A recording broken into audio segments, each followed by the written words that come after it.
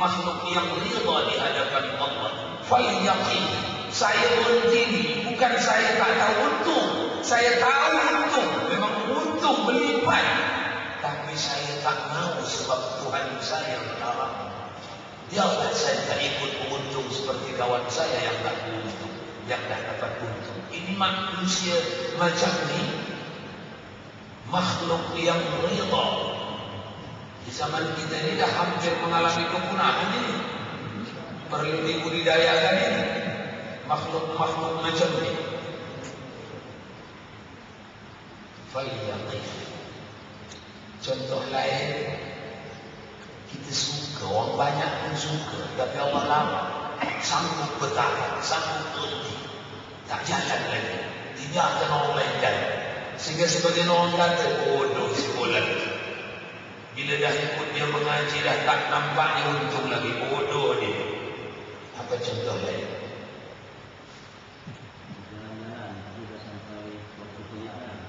Apa dia? Okey.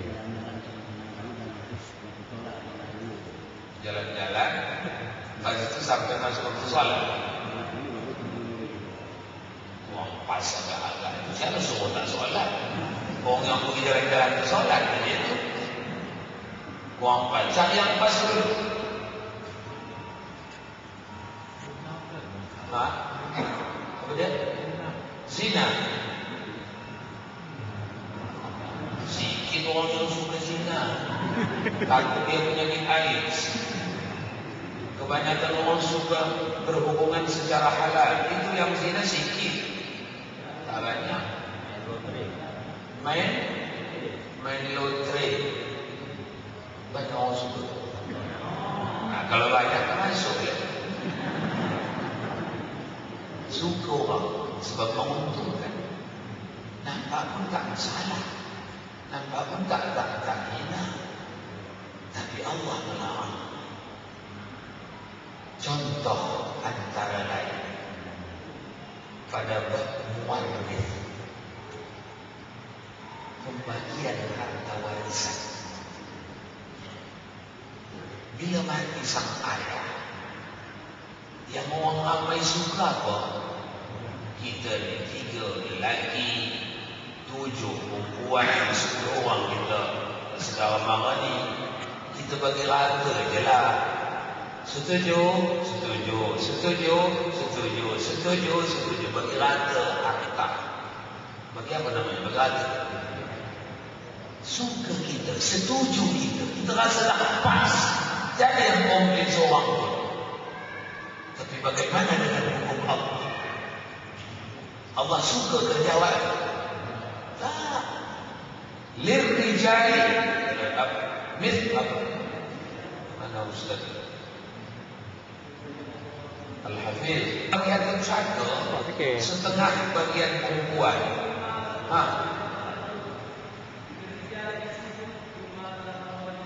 Nisfu ma taraka minal walidain. Belum lagi pas, teruskan ayat. Ada lagi untuk ini? Tak dapat lagi. Ustaz, ada baik kok.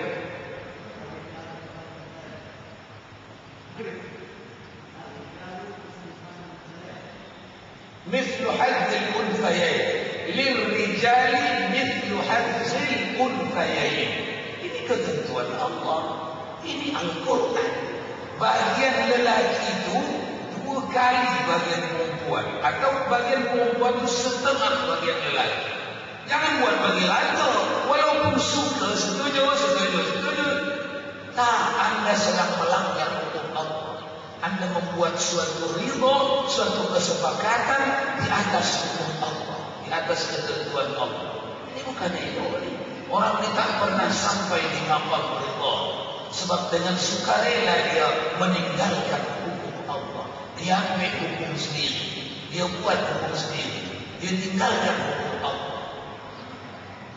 Maka Allah banyak tak di kampung kita begitu? Banyak. Banyak. Tapi tak semua. Tak semua ya. Ada lagi yang secara faraid ya. Kalau tak ada lagi yang secara faraid, sekampung itu begitu, Kata Rasul, pantaslah kampung itu dikirimkan bala yang akan mengenai kepada semua.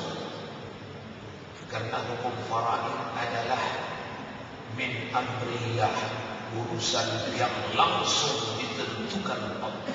Bahkan Rasul mengatakan tanda-tanda kiamat yang paling jelas min asyratis sa'ah, sudah tak nak berhukum faraid, berhukum harta waris lagi kepada hukum faraid Allah, tapi mereka buat sendiri. Nah, itu tanda-tanda dah dekat kiamat ya.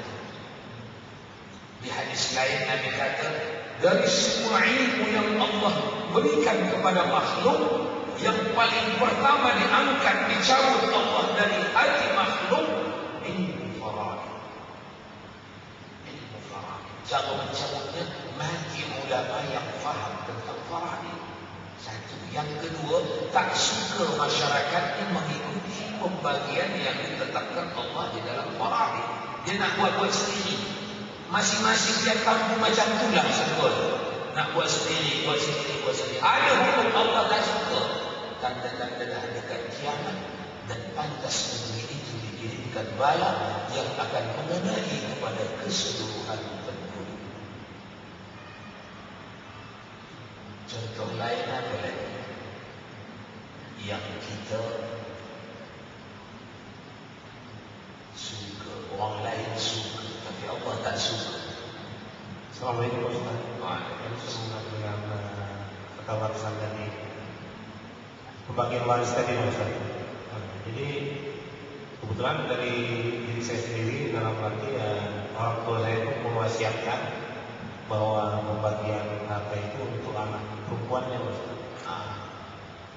Tapi macam mana keadaan ini sesuai dengan yang ditentukan oleh Allah sendiri, itu kan harus dibagi sesuai dengan yang dilakukan. Bagaimana Ustaz? Terima kasih. Wasiat dua, sudah jelas soalnya ya. Wasiat dua macam. Tak apa ya, agak lari ke apa sedikit ke wasiatnya ini. Kawasan fikih sebenarnya, tapi tak apa. Sebab contoh kita dari ke situ ya. Wasiat dua macam. Ada wasiat yang wajib dijalankan, ada wasiat yang wajib dilanggar. Wasiat yang taat kepada aturan Allah wajib dijalankan. Wasiat yang ingkar kepada aturan Allah wajib dilanggar. Sekarang apa bunyi wasiat? Kalau saya nanti wafat, harta daripada anak perempuan misalnya kan, boleh membuat wasiat atas harta bagi seseorang, tapi jangan melebihi daripada sepertiga. Lebih daripada sepertiga yang dibagi wajib dirombak, apa namanya, diubah. Cukup sepertiga je. Yang lebihnya jangan dibagi secara faraid. Ada ketentuan wasiat. Tak boleh suka-suka. Mentang-mentang suka dia pada anaknya yang A, yang B pun suka, baginya wasiat semua. Tak boleh. Hukum wasiat lah. Ada wasiat yang wajib ditaati, ada wasiat yang wajib diubah.